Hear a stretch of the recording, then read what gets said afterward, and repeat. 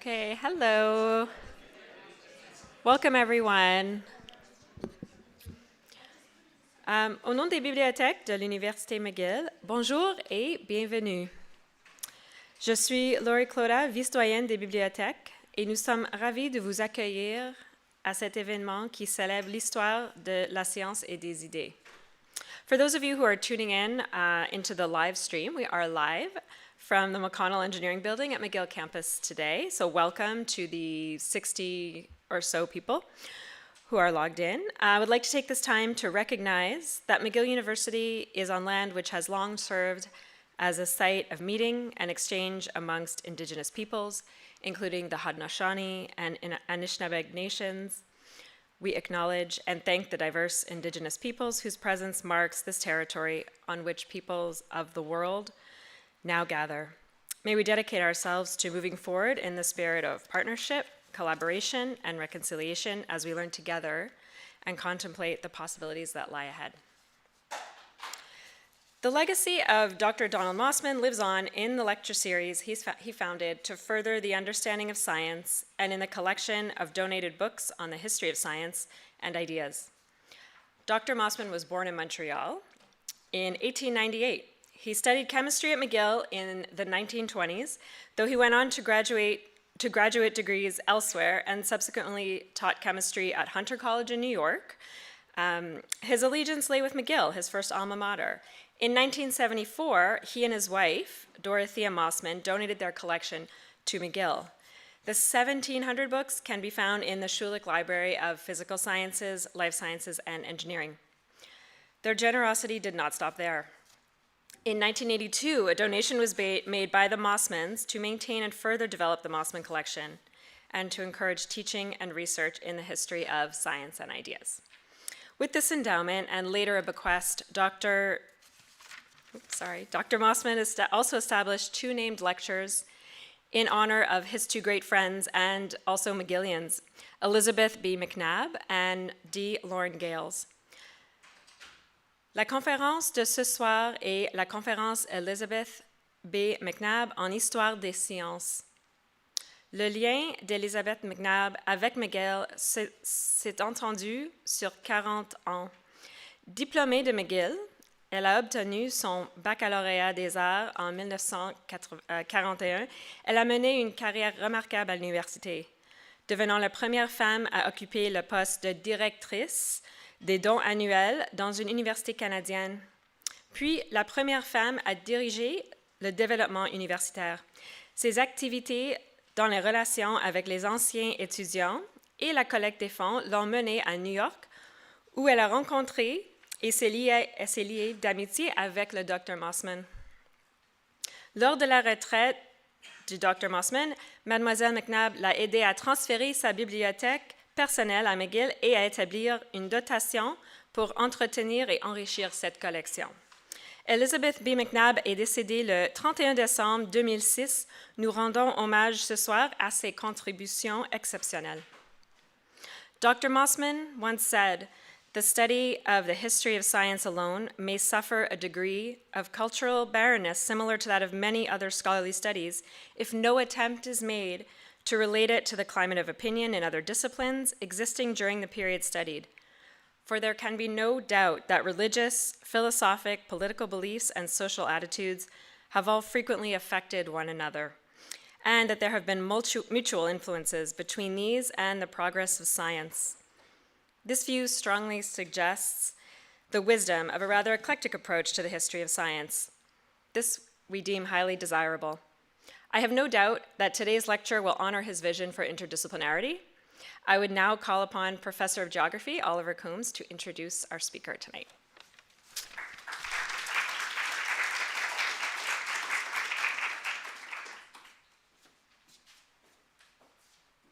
Well, good afternoon, everyone.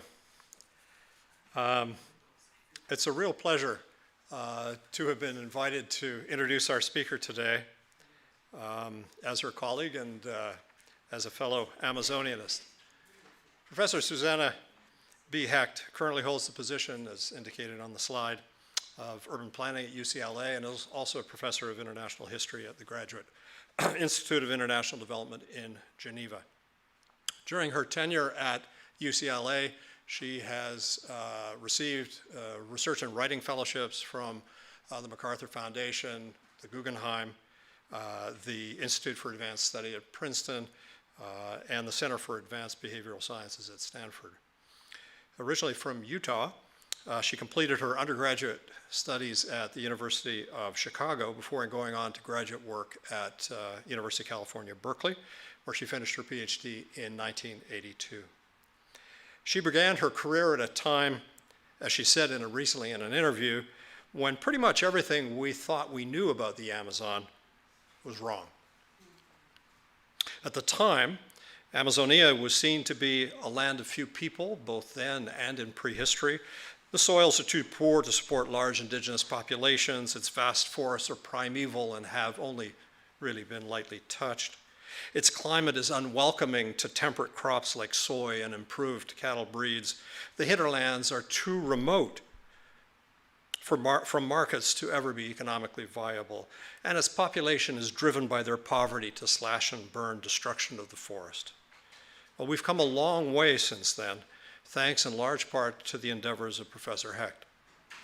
Over her career as a scholar, a critic, an advocate, and a public intellectual, she has contributed more than a dozen books and edited volumes, with several under contract, I believe, and in excess of 100 journal articles and book chapters and other scholarly work.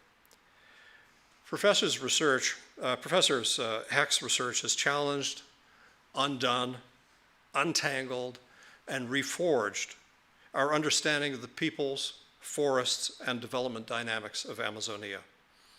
Her field-based work on the drivers of Brazilian deforestation fundamentally changed the way we understand frontier dynamics, and in doing so made a key contribution to land use science, and more broadly to the creation of a new subfield in social sciences that would become known as political ecology.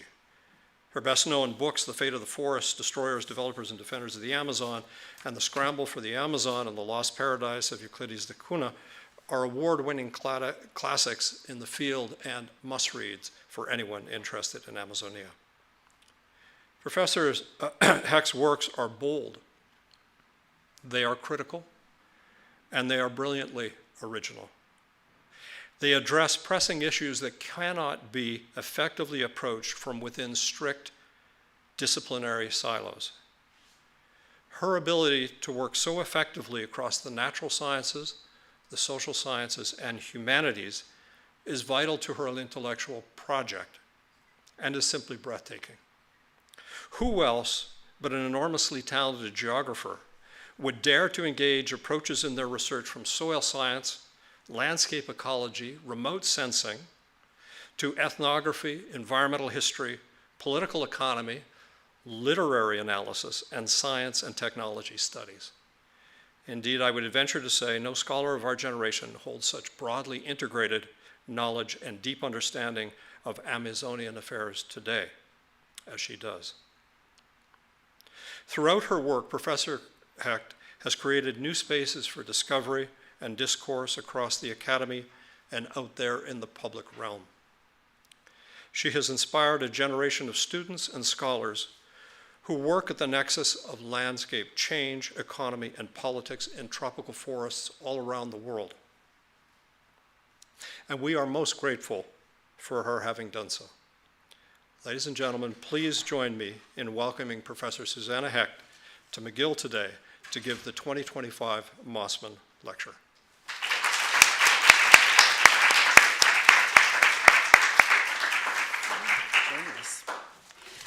Well, I'm delighted to be here. I think it's an incredible honor to be here in giving the Mossman Lecture, and particularly in light of the current situation, which I think all of us find confusing, whether you're living in Amazonia or in the northern part of the American hemisphere.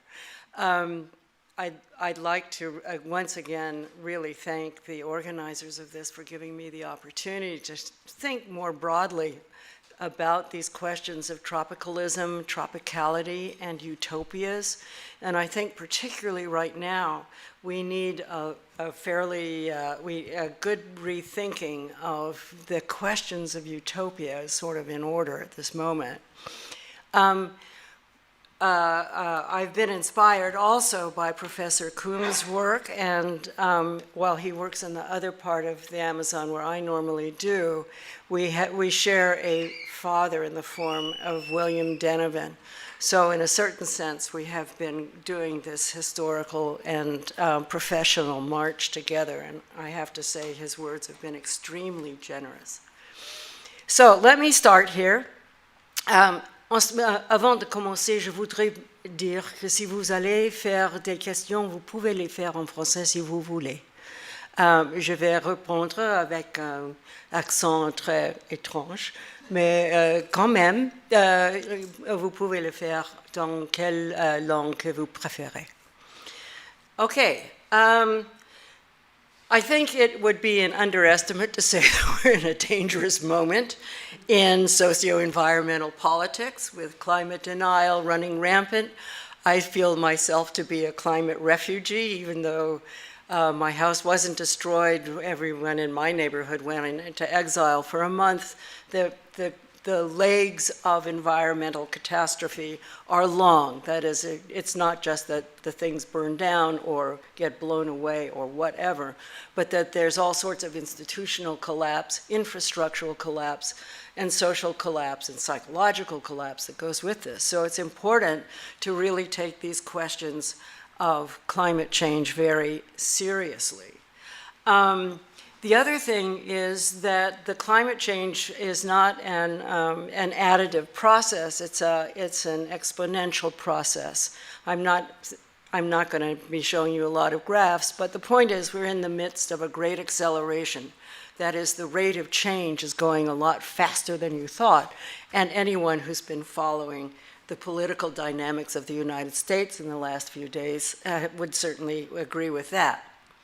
The other thing is that we're in a process as well of very globalized commodity demands from places that perhaps we don't think about as being so central, but it's important to recognize that China is the largest trading partner of Latin America. And so in a certain sense, the dynamics of change in China also have teleconnections, as they do in climate, to Amazonian dynamics, as do the changes in the Middle East. So in a certain sense, you can sort of see Amazonia as emerging as kind of a nexus for global commodity demands, and I'm not even going to make a mention, except in an aside, the question of critical rare earths. So one of the things that I think is also important, and I'm just going to show a quick slide in a moment, is that also Amazonia is South America. I mean, it's 9 countries. And you'll see in a moment, even though parts of the giant Amazon biome may be very small parts of a national sovereignty, in fact, they are small parts of the biome. They're very significant in the national sovereignty. So this has a lot of meaning that I'll get to and explain to you in a moment. What I think is important to keep in mind as we go through this, and this is going to be sort of one of these leaps through history to get you to a case study where I think we can clarify a little bit the dynamics of utopian thought in the expression of political economies in the current moment, and what these might mean for the future such as it is. The other thing that's really important to keep in mind about Amazonia is that from the beginning, it has been seen as a place of utopias.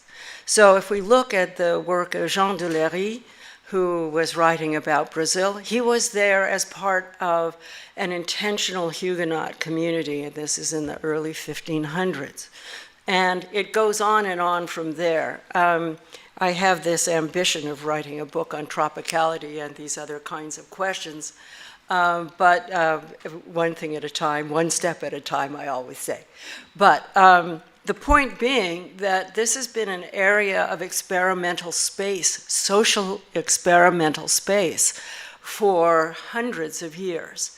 And part of that has to do not just with the questions of what people thought about the Atlantic world or where they were coming from, but also what they thought about Amazonia. So on the one level, you have the sort of critique of social worlds as utopias being recreated in the new world, as well as ideologies of place, which I think I will talk about as tropicality. There's some controversy about it, and it also is a kind of fuzzy term, but I think the dynamics of the tropics are really different from Orientalism, and I'll explain why as we go on. So the point that I really will be making here is that ecological and socio-ecological outcomes of different Amazonian utopias and tropicality, they have really different results. So in this sense, it's useful to start thinking about them not just as drivers of deforestation or whatever it is, but as totalities of ideology and practice. So let me go to my next slide. Well, one problem with Amazonia, which I think Professor Coombs feels this too, it's the green blob problem. Oh, you work in Amazonia, like Manaus, you know? That it's like, it's sort of, you know, it's like disassociated from place in a strange way. So it's like this big green blob that you see in maps as you are looking at now. And one thing that is important to realize is people go, well, you know, Amazonia, it's Brazil. Well, I'll be talking about Brazil, but it's got lots of other countries that are engaged in it.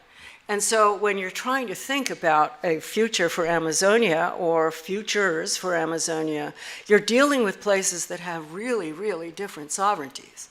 Brazil, of course, comes out of the Portuguese Empire.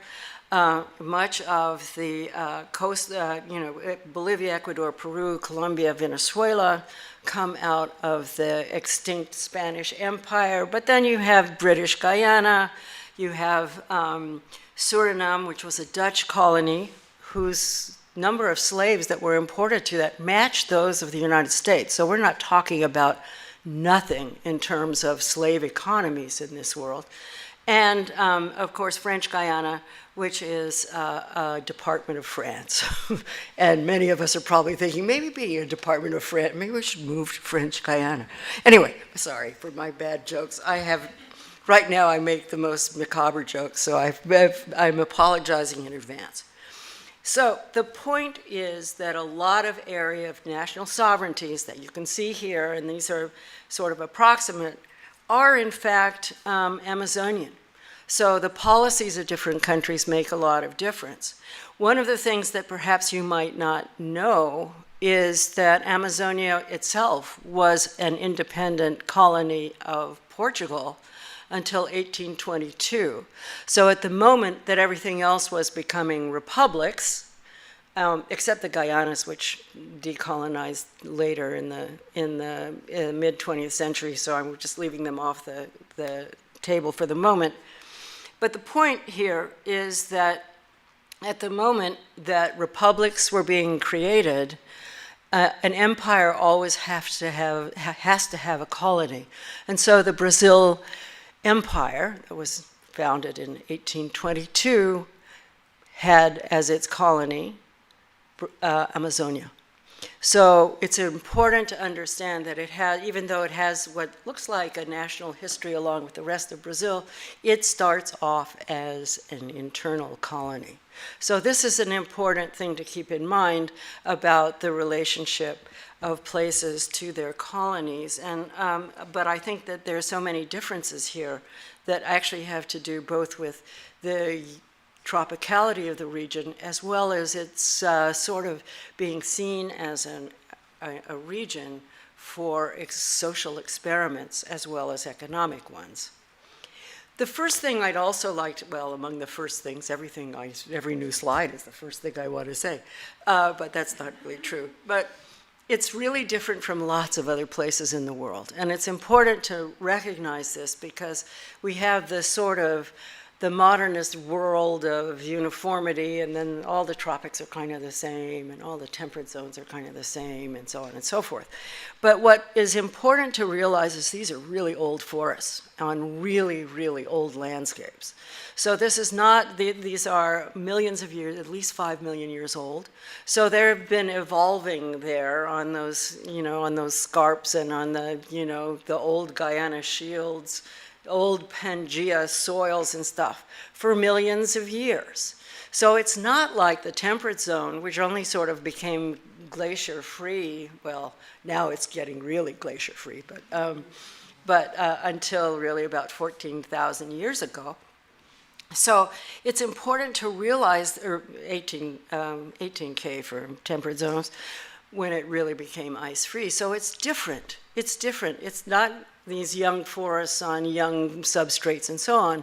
It's old forests on old things that have been evolving forever. And the forest itself was expanding until about 4,000 years ago, until the 1970s, when, of course, the onslaught into these forest areas came full on. So it's a really unusual place to think about, because the parameters that we usually understand it with are not really quite right. As I say, the green blob problem. It's green, it's forest, blah. Anyway, one of the things that's really important to understand about these forests is over the 14,000 years of human occupation in these areas, they've been deeply manipulated. So it's a very anthropogenic, not anthropocenic, but also anthropocenic environment. And this is due a lot to the recasting of its history as a function of archaeology, ethnography, history, LIDAR, remote sensing techniques, soil science techniques, and a range of quantitative techniques, and the human archive itself of genetics and other forms of humans' remains have rapidly changed our understanding of this. And as Dr. Coombs mentioned, what we all learned in school is just like, huh, what? It's been largely overturned, although there are always a few holdouts on this. But the point is that it was densely occupied, and it was a human cradle in a lot of ways for large-scale civilizations. This question of tropical civilization emerges a lot in the discourses about Brazil and occupation of Amazonia. That is the idea of creating a tropical situation in situ instead of one that was derivative from the Atlantic. So in a certain sense, there's always been this striving, particularly among the military classes in Brazil and elsewhere, for the creation of a tropical civilization. But anyway, the Amazonian ecologies pretty much thwarted the efforts of transformation until the 1990s. The forests themselves remained intact, even if they were giving up their riches in the form of rubber or fish or essential oils or nuts. But in the beginning of the military period, what you had was a very sort of scientized version of regional occupation that lasted from 1964 until 1984, so it was a generational dynamic. But essentially what happened is in 1988, a new constitution was made, a democratic republic constitution to end the authoritarian state. And what emerged from this, oddly enough, was a kind of an eco-state, an eco-state formation process in a way that is entirely novel. Now, Amazonia has been involved in a lot of issues of state formation, and if you want to read a lot about geopolitics for 600 pages, I have a book I can recommend to you. But the point is really that Amazonia has triggered a lot of state dynamics, in part because of its economies, in part because it's a safety valve, and in part because it's always a little bit geopolitically open to question. So now we're going from the question of more formal states into the issues of flailing states. And I just want to go back to this for a moment, because what you need to keep in mind is that we have narco-states, we have petro-states, we have cartel states, and the situation in general is really unstable because of the different forms of state formation. So I'm calling this, and Amazonia is key in all of them, for reasons I'll get to shortly.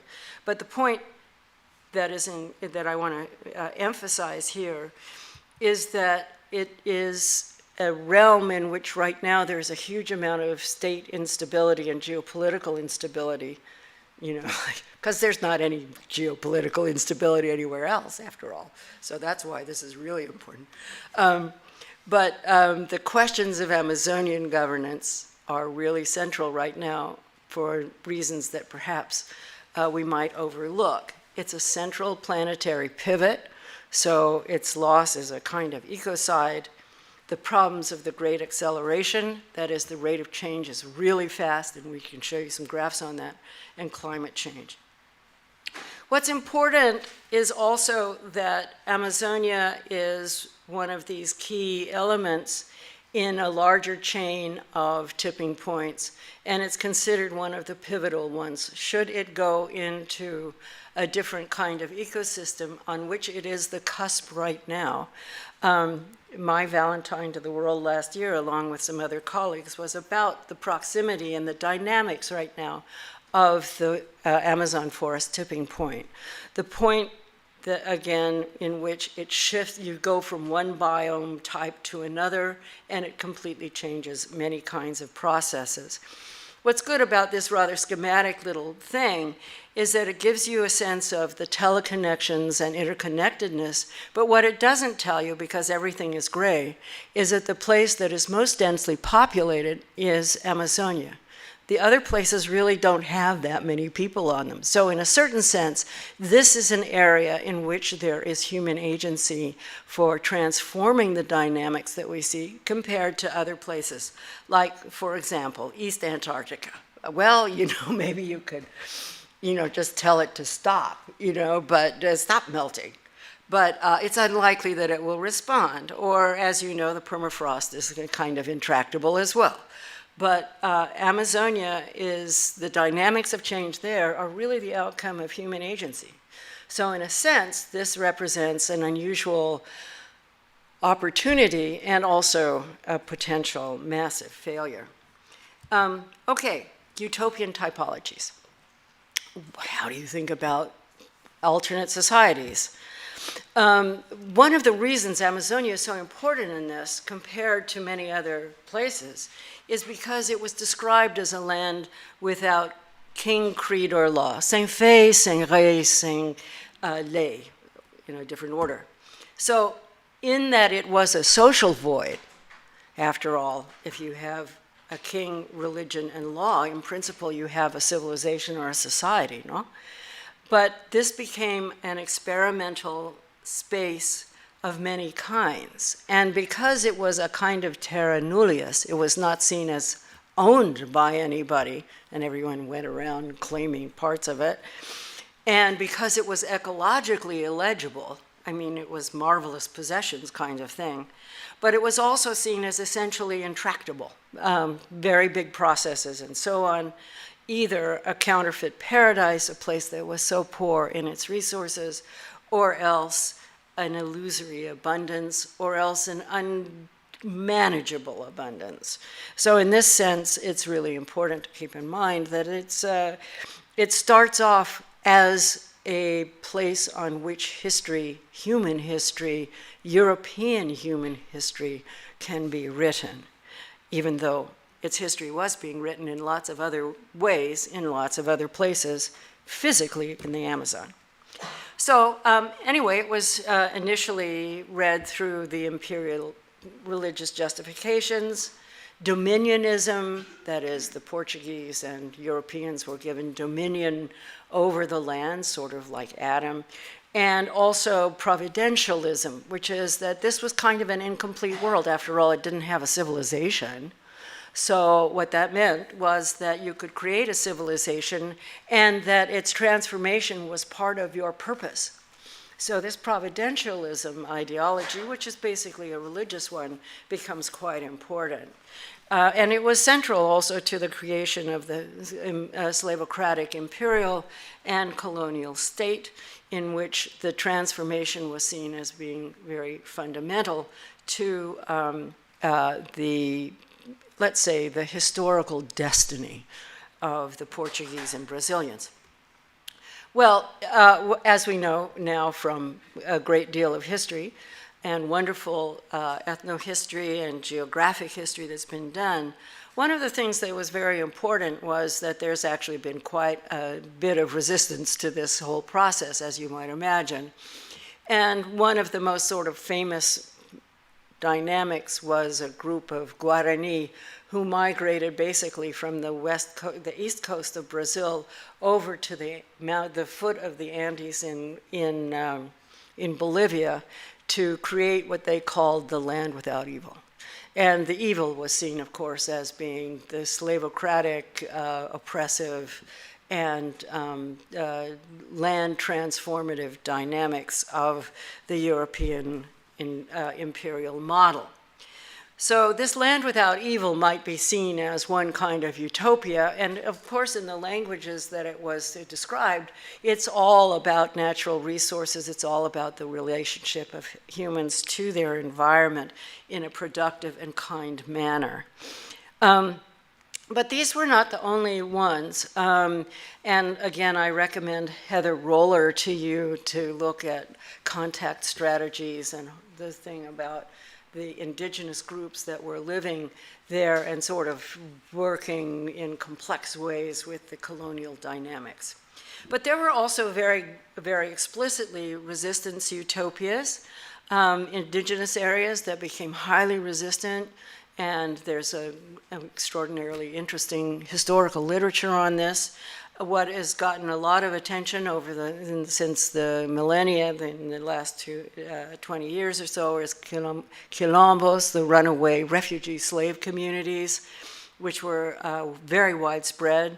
Also the emergence of traditional hybrid societies with deep environmental links and knowledges that came both from the African side and also from the indigenous side, as well as knowledge systems from colonial sources, including the church, and of course later revolutionary enclaves such as Marxist-based groups like FARC that occupied much of Colombia, rather weird Maoist things such as Sendero Luminoso, as well as the Brazilian sort of Guavarista movement that came from the Araguaia uprising that came out of Brazil. And it's important to remember that Che Guevara chose his sort of redoubt in South America in the Bolivian Amazon. So in a certain sense, it has a kind of hidden history, a hidden revolutionary history. The reason, of course, is that it was, for outsiders, it remained still quite illegible. It's hard to figure out what's going on. And so in a certain sense, and also it was a source of various kinds of goods of various types. So the forest was both a mantle as well as a bulwark against outside forces. So these resistance utopias become very important later in the history of Amazonia, particularly in its 21st century history. The other thing I think that gets overlooked a lot is the role of military states of knowledge. That in a sense, military technical imaginings remain very important all the way through, and most of the time that Amazonia was occupied before the end of the 20th century, it was essentially a military outpost for obvious geopolitical reasons. So it's, in this sense, what you had was a kind of technical imaginaries of these these occupations, but also a sense of the urgency that it needed to be occupied, and also that the illegibility was actually a barrier, and that knowledge systems would, and systems of science would transform the capacity to go into the Amazon, which was exactly right, actually. That the more one knew, the more one could figure out what one might be able to do. And the other thing is that this also became the site not just of sort of military interest as a technical question, but also that within the military schools, they were very influenced by Auguste Comte and the positivist ideologies of human progress. So while they sort of thought the coast was just a mess with its oligarchs, many of them thought about, and including my beloved Euclides da Cunha, many of them thought about the interior as essentially the place for a positivist utopia. And this is expressed also in the work of one of your colleagues here, Jake Blanc, with the Prestes column. So there's a radical history that goes with the military as well. But the point is that there were many competing imaginaries about this place, is that it was not seen as, you know, some giant green blob in the back door, but rather a place for the state, for resistance, for its original inhabitants, for its slaves, to imagine a different kind of social context.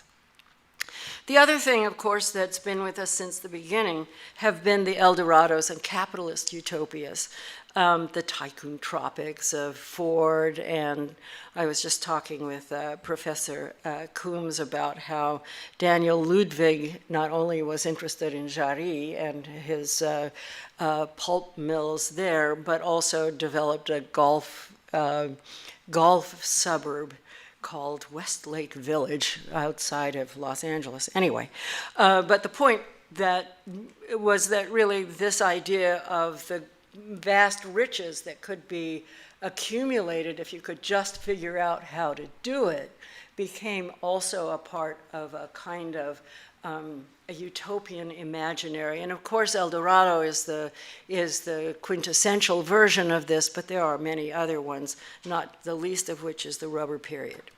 Another thing is the clandestine economies. Much of what is considered what moves through clandestine economies are actually old commodities in Amazonia: coca, wood, wildlife, and so on. It's important to keep in mind that clandestine economies are now globalized, so that you have not just coca moving to the United States, but you have from its local cartels, but also that, you know, the Michoacan cartel and even the Armenian mafia are engaged in this kind of activity. So the clandestine economy represents also a particular kind of way of social organization of these landscapes. And finally, the ecotopias of conservation. So there's been a lot of utopian thought, and there's also what you can say about it, and I'm not going to go through this too much because I see I'm gabbling on here, is that there's two really loose kinds of configurations here: the formal enterprises that have the state behind them, or powerful organizations of one kind or another, religious organizations, for example, and or ecological organizations, and then what we might call practical utopias, which is the hidden indigenous habitations, quilombolas and so on, rubber tappers and so on, that are based on a different form of organization compared to the other forms around them. So if you want to think about it, utopian efforts really help you discern the dynamics of the region to some degree. And that they're interlinked, the formal and informal utopians, as they are everywhere.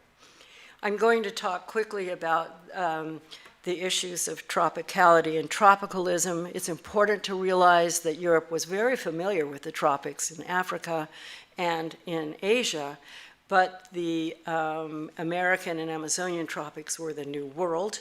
They were seen as the ends of the earth and the beginnings of time, as I mentioned in the beginning. They were seen as the place on which one could write human history in an unusual way, and in a novel way, in a way that wasn't carrying the detritus of the old world in quite the same way. The other thing that I wanted to emphasize is that it's very different from Orientalism, even though you see the language applied to it a lot. Orientalism is really the story of a glorious colonization of places with a glorious past. It resides in a decadent present. It has a lot of the sort of anti-Islamic ideologies with it. These are fatalist societies. They live in a decadent present, and they're mostly desert kingdoms. So it's important to keep that difference in mind, because tropicality and tropicalism isn't about that. It's about an unformed world versus a world in decline, if we want to do it quite that way.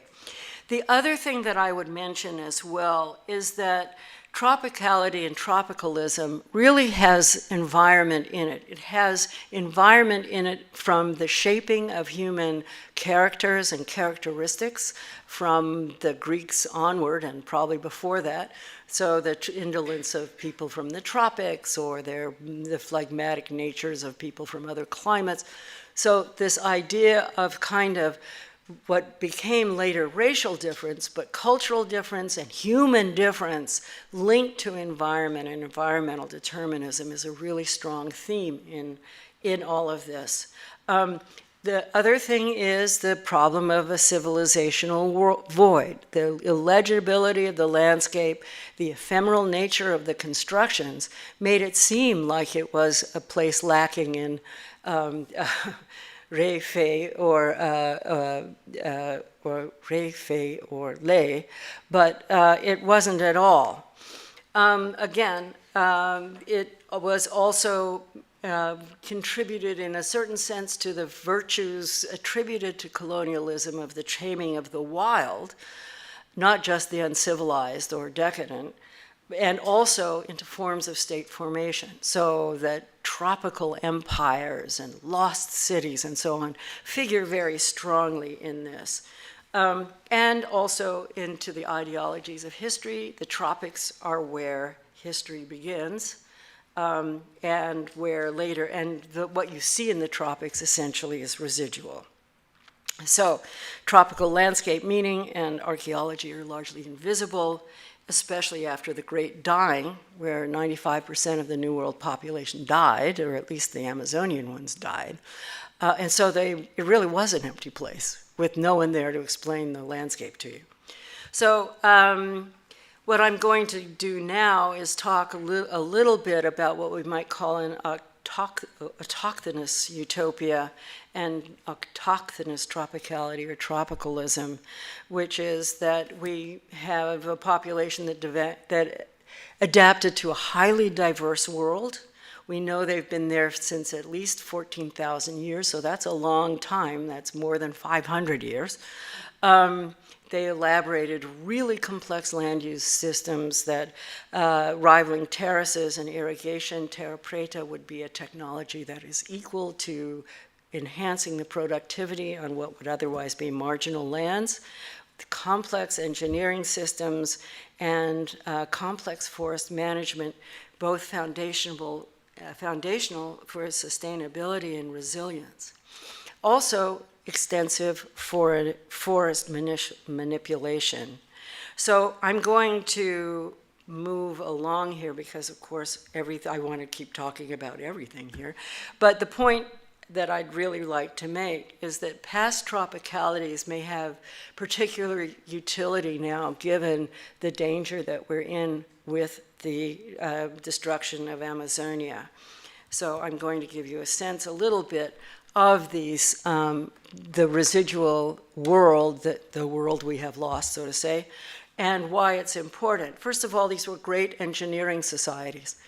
rather than being, just as it was described to me jokingly by my colleague Daryl Posey, who was completely committed to indigenous knowledge systems and their power, who said, don't be surprised if they run around naked and paint themselves red. They really are great scientists and engineers. And you can imagine that a similar thought might not have occurred to many of the people who were trying to convert them. But in any case, what you can see is a very serious development of engineering, spatial engineering there. This is acai. This is a production forest near the mouth of the Amazon. And what you see here, everything is an economic plant, even though it looks like a wild ecosystem to the untrained eye. And urban areas everywhere. And linked through these infrastructural and engineering dynamics of causeways and roads that connected villages to rivers and to other forms of, in a kind of vast network that stretched across the southern Amazon. This gives you a sense of the number of sites. This is, of course, in Bolivia, in the Baures, but we have information now from Ecuador and also from the work of Professor Coombs of much more intense occupation throughout the western Amazon. So the point is that there was a lot of landscape manipulation, a lot of geoengineering, and even if it wasn't made of rock, even if it was made of ephemeral materials, it was significant. I'm not going to go over this because I think this is, we'll lose too much time as I go through this, but essentially, we're dealing with an anthropogenic Amazonia that had great capacity for resilience in its physical and biotic infrastructure, not so much in its human resistance to disease. Another rather late arrival on the ecotopia, on the utopia front are ecotopias, which largely come out of a European idea about wilderness as sublime, a shift in thinking that occurred in the Romantic period, not that it just needed to be dominated, but that it was sort of a sublime religious space, that humans had a trammeling effect, an always destructive effect on nature, and essentially the idea of separating worlds into urban, rural, landscapes and agriculture, and wild. And also it revolved around the questions of increasingly scientized and economized landscapes of the 19th century. So it becomes very important within the framing of the tropics as tropical science moved from being a purely colonial science into being, shall we say, a science on its own. This was reconfigured to a degree with social movements informed by social and environmental justice concerns in the politics of 1988. And so instead of being a land without history, the movements of 1988 would argue that it was a land full of history. What you see here is the Purus River seen as being empty, and a 1906 map by Euclides da Cunha that shows how jammed it was. It looks like a little caterpillar. Okay, so the point, again, is that not all Anthropocenes are the same, and the 1988 Brazilian tropicalism and utopianism has its moment. So let's go. Again, I'm going to skip over some things because time is short. The ascendance of global networks, it's based on human rights. When we look at this constitution, and I beg you, it's really worth taking a look at, it has the idea of environmental crimes, it has intimations of the rights of nature, such as the Pachamama. It sees environmental politics as regional, national, and global enterprise. That is, it's not just my neighborhood with its pollution. And it also revolves around the idea of multiple modernities, and it produces new maps of territories and forms of governance.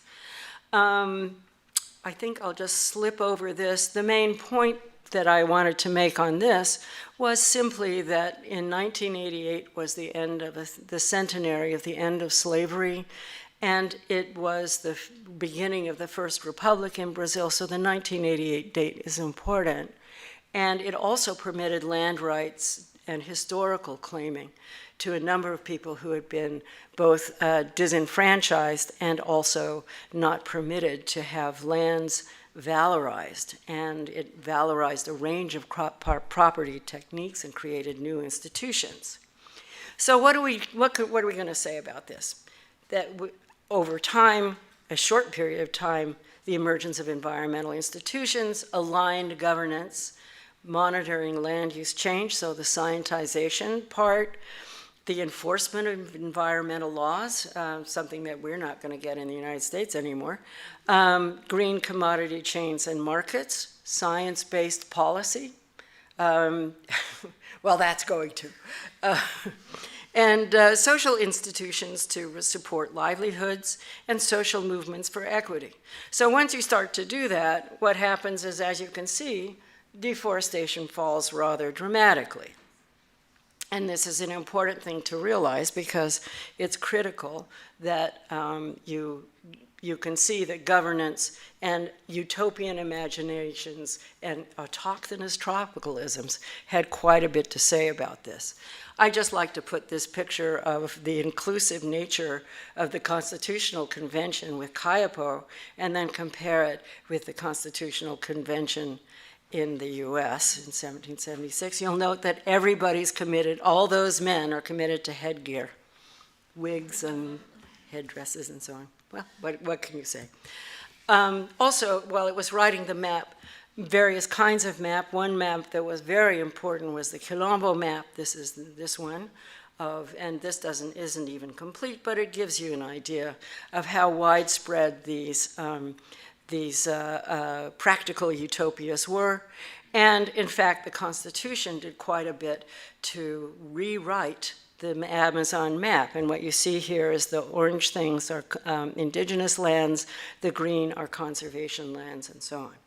So it was really a very dramatic political dynamic that changed land and land use and land conceptualization, really implementing utopias and autochthonous tropicalisms into the landscape. There was another map that was being written, though, and as is always the case when you turn your back on one thing. So dams, ports, roads were being planned, railroads were being planned, mineral mines were being developed, and large-scale road development was being planned for various kinds of natural resources. And then what we have now is a natural experiment. So we've just built up a whole apparatus of environmental, social utopia in its way. And now what we're going to do is take it off. We'll just remove it, whoomp. And this, of course, is the actions of what Jair Bolsonaro, otherwise known, which he liked to call himself, the tropical Trump. So what happened? No more demarcation of native indigenous lands or conservation lands. An assimilationist indigenous policy. Indians want to be people as opposed to the barbarians, although Jair also said, I'd eat an Indian, so it just proves that he was equally as barbaric as he imagined his cannibalist objects to be. Amnesty for already cleared areas, so the obliteration of environmental crimes, cutting environmental budgets, firing everybody, gutting of the national deforesting monitoring, basically threatening the environmental institutions, defunding the National Science Foundation of Brazil by 93%, Maastricht University. Does this sound familiar?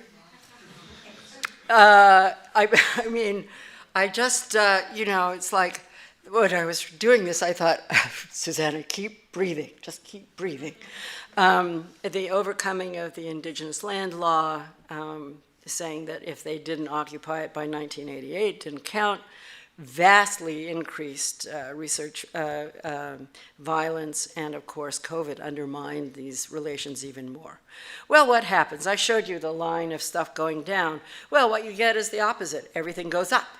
In a deregulated, unregulated world, you can see that deforestation explodes, and this gives you some sense of the fires that go on in this. This is actually a NASA image, and then this is another one where you can see the extensiveness of the fire, and you can see the areas that aren't burned are, if you can recall back that map a little bit, are indigenous and conservation areas, but mostly they're in that inhabited conservation area, and you can see how intensive and widespread they are.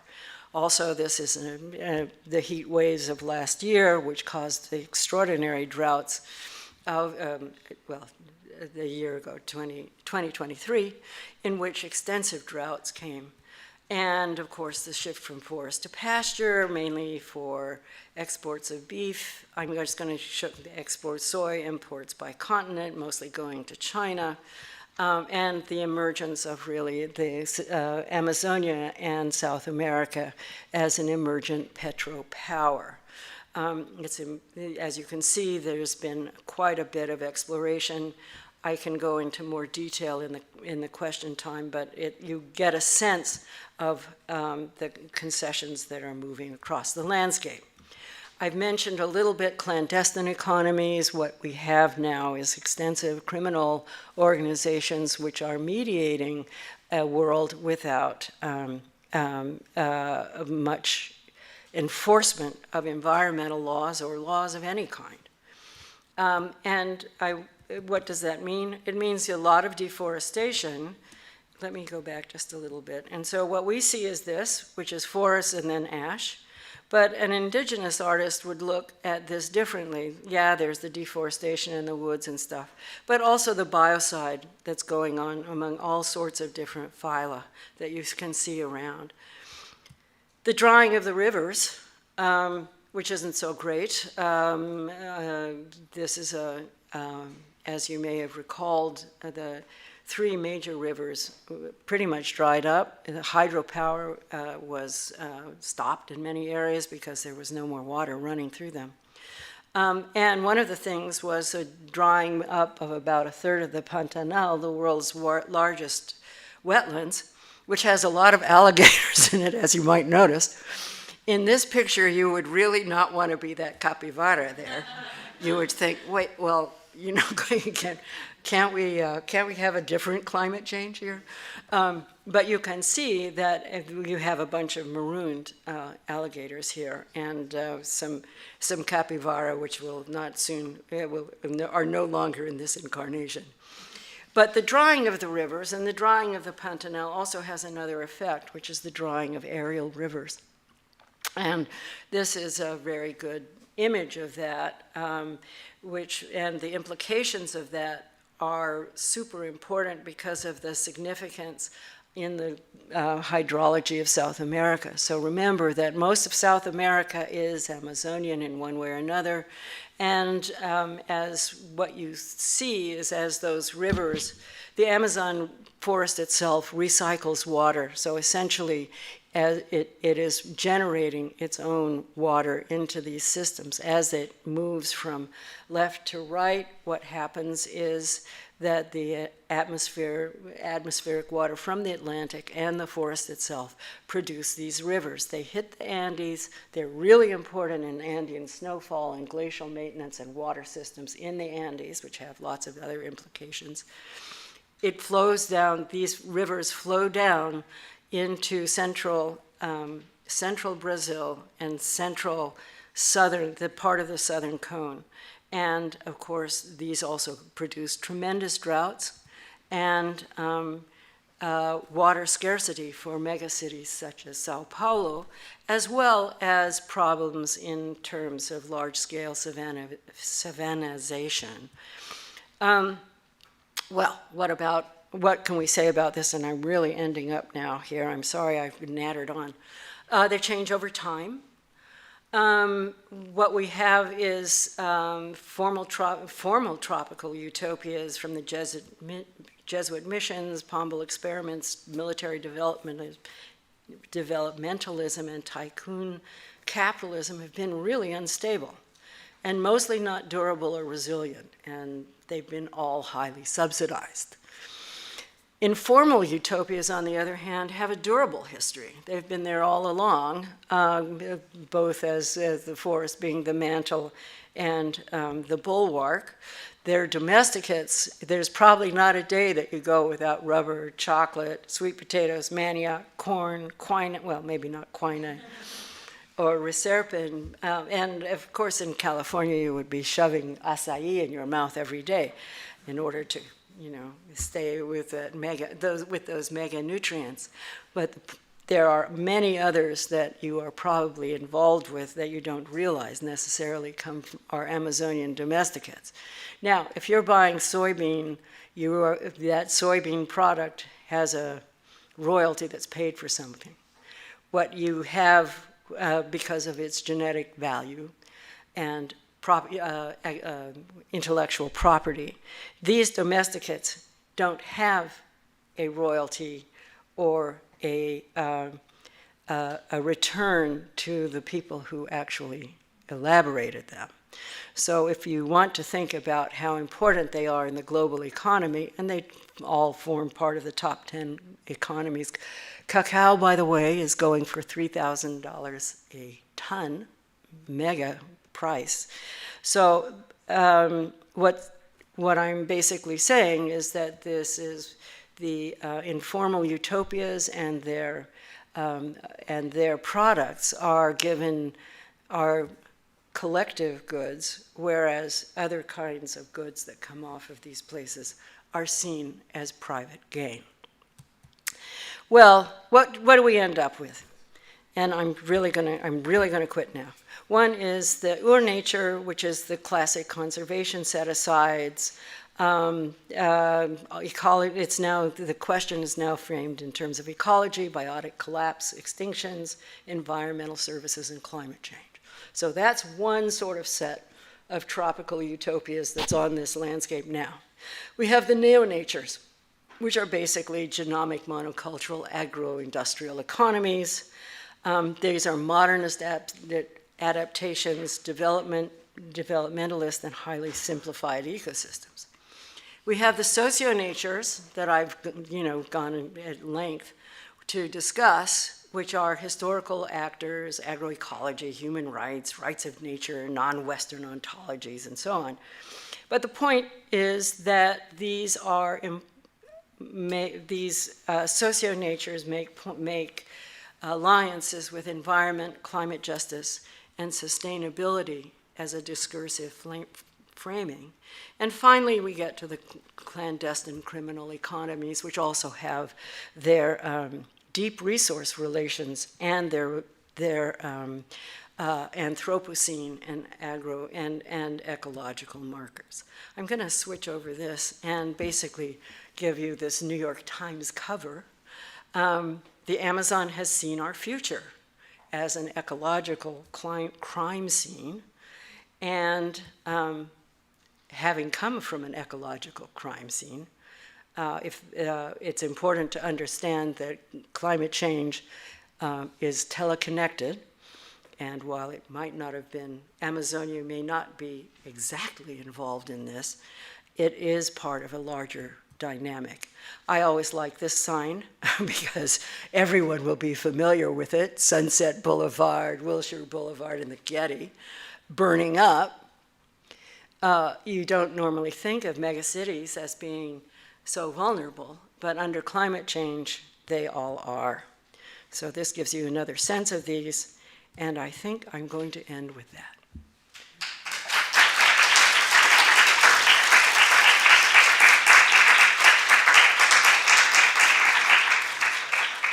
Si vous avez des questions, il y a des gens qui vont apporter les microphones et vous pouvez les faire en le langue que vous préférez. Thank you very much, Professor Heck, for a stimulating talk, and one that just the tentacles reach so far. It really is bracing. So I'd like to open up for questions. I don't know if, is it working? Okay, thank you. My question is, you kind of brought us through different Anthropocenes, pre the Great Dying, immediately post now this kind of global world, and imagining a more resilient Anthropocene for Amazonia going forward. Do you think that that can only be imagined regionally, or because of global ties and interests in natural resources, it's now something that the entire world has to be on board with common values? Well, if you think the entire world is on board with not deforesting Amazonia, you will have a limited audience. But there are things like the issue in Europe right now on not buying any commodities from deforested land. So that's one element of this. The other have been things like paying for environmental services, for reduced emissions from deforestation and degradation by paying communities to not deforest. Putting a price on carbon, although it monetizes carbon and the whole system is rife with corruption, is in theory one way to go forward. But what you could see from the stuff I've shown you is that you need an alignment with a lot of different things. So right now we're in a particularly fragmented time because you have these petrostates that are emerging, and you have we have things like the authoritarian Venezuela, which is linked with who's deforesting national parks using the army and cartels. You have a sort of falling apart of governance in Peru. It's not for nothing that they have a separate prison for their presidents. Bolivia went through a self-coup. Ecuador is now currently in a kind of complicated situation between being essentially a narco-clandestine state. So the problems of governance at the macro level are very severe. What you do see right now is that Amazonian indigenous politics is emerging very strongly. So I don't want to say that, yeah, they'll come, it's not the cowboys in the hat that will save us, it's the Indians on the horses that will save us, in the canoes that will save us. The point is that they are cross-basin alliances because the ethnicities are not defined by national sovereignties. There are many alliances, and they are very active, and they are, after all, engaged in being forest guardians. So I have a slide that I didn't talk about, which has as its title, "Indigenous Isn't Niche." And there, was a thing below it that said "Not one drop more," which was by a delegation of Amazonian Indians to the ILO, to the UN, and to the Refugee and the Commission on Human Rights about the problems of human rights and their implications more broadly. What I think is important, again, and I keep saying, I think this is important, and I'm repeating myself, but a critical element in all of this is that climate change is hitting everybody pretty hard and will continue to do so. And in that sort of, how to describe it, the dominoes that were going on in the one of the early slides I showed you with Amazonia being it is the area that is occupied by humans, and a lot of them. So it is under human management in a way that the Antarctic ice sheet, Arctic ice, the permafrost, and corals off of Australia are not. So those things are all happening as a function of human activities, and it's not entirely Amazonians' fault that this is occurring, but they are in a pivotal position in which to at least help out this larger dynamic because of the extraordinary capacity for forests, if they're not being degraded, to absorb carbon. and methane.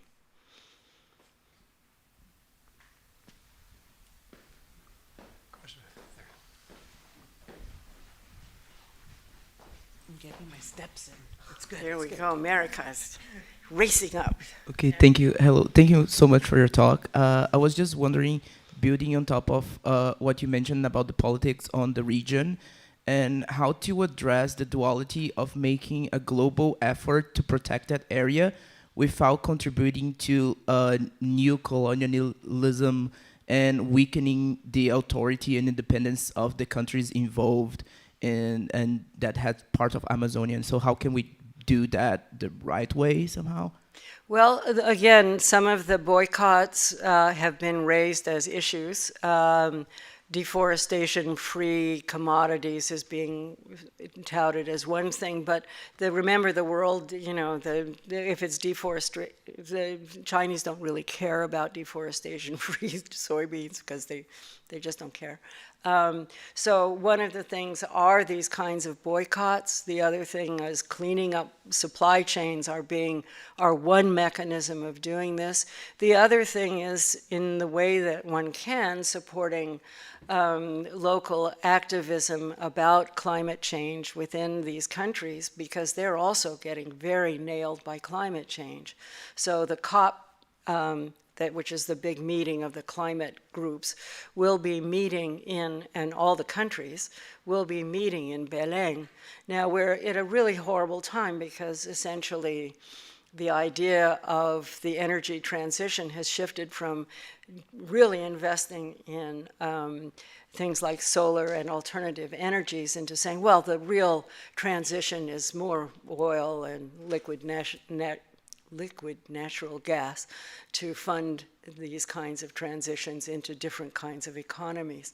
So the problem is at a global and ideological level, but one of the things that you can see is that after all, Brazil went from being an authoritarian state into being kind of an eco-constitutional state. Yeah, it went back to the tropical Trump, but the point that I think we might want to keep in mind and to remember is that it's volatile, that there are social movements that are still very active in all of these countries, except Venezuela. And I won't even mention, I was going to make a terrible comment about Venezuela, but I will not do so. But there are lots of different dynamics going on. But the most egregious right now maybe could be countered here, which is going against the large-scale fossil fuel companies here, because they are the drivers of the oil boom that is about to emerge in that Pan-Amazonian area. And I didn't go into it too much because I was running out of time. But that is next on the plate, which is not the Yasuni, keep the oil in the ground, but rather, let's drill at the mouth of the Amazon basin. So there's a real tension going on. But the political activism about the fossil fuel industry can be carried out here, and it has huge effects in these tropical worlds.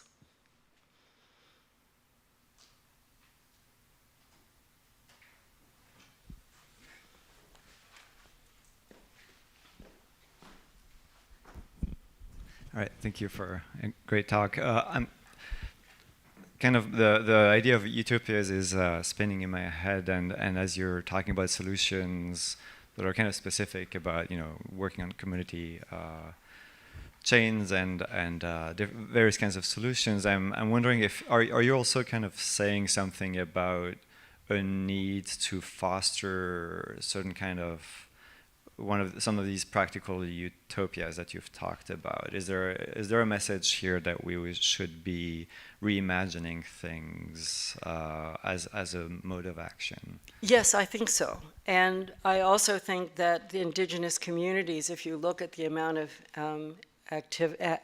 actions and activities that you see right now in Amazonia over the forms of development they are reimagining a different kind of another world is possible. But also, in some of this, there's quite a bit of discussion of a pluriverse, which is saying we don't need to just have, we can have soy, we can have we had coca for 5,000 years, for God's sake. We've been using timber for, 14,000. There are ways to do this that provide for human welfare. You can even have urban areas and cities and incredible provisioning within a different kind of framework. So in a certain sense, they are already promulgating another vision, which is being reinforced actually by the prehistoric, I don't like to use the term what archaeology and other forms of analysis are revealing about this historic settlement of the area. And also what you see is the alliance between scientists and indigenous people on the importance of indigenous science for understanding and also for crafting. I don't like the term solutions. I think more processes is the way to go forward, because it's not like, and then, I don't know, you plug the hole or something, it's not going to work like that. But that there's kinds of strategies and processes in place which involve both national and regional scientists, international scientists, and lots of different kinds of people who are being very badly affected by climate change, both there and here. But do keep your eye on the ball on the fossil fuel industry. They reside in the temperate zone. Thank you.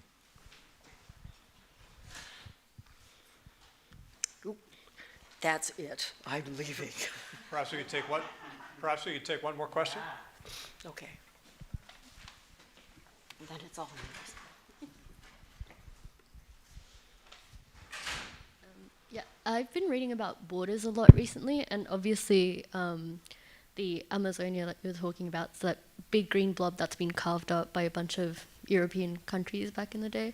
I was wondering if you could comment on how borders are around Amazonia right now between the different states, and if potentially a weakening of the borders could facilitate, I don't know, indigenous organizations and preserving them? It's an interesting question. First of all, we always think that borders exist forever, and I think recent history says, I wouldn't want to say anything about the relationship with Canada and the United States at this moment, or perhaps Russia and the Ukraine, or Venezuela and British Guyana. So you want to keep in mind that these borders were invented borders in a lot of ways, and that as the resource finds, particularly fossil fuel, along the eastern coast of Amazonia, that some of these questions will come up again. But within the Amazonia itself, let's pretend that it never was carved up. What you have is many hundred ethnicities who work on the concept of pan-Amazonia. What you also have is scientific communities that discuss these questions in terms of integration of pan-Amazonia. So the Amazon itself is starting to kind of reconstitute itself as a political entity that isn't just determined by the boundaries and the crazy politics of, Inez Arce or whoever happens to be in charge of Bolivia, or whoever happens to be in charge of Ecuador, whatever. That is, that there is a sort of emerging kind of integration across indigeneities.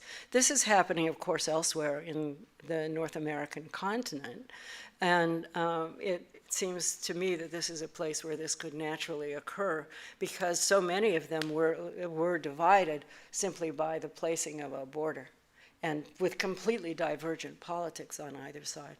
So I think this is also, it's a moment of flux, and who knows where we're going to end with all of this.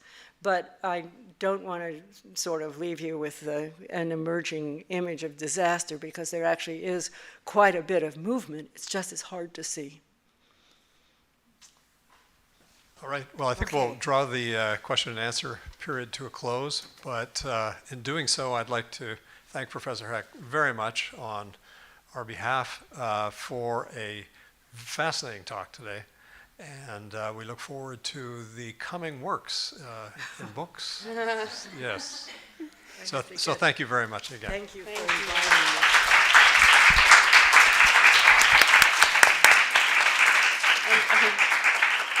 We want to thank you as well on behalf of the libraries, both Professor Hecht and Professor Cruz. We always get bling, you know. It's really important. Yeah, it's your Really big, important. big library bling.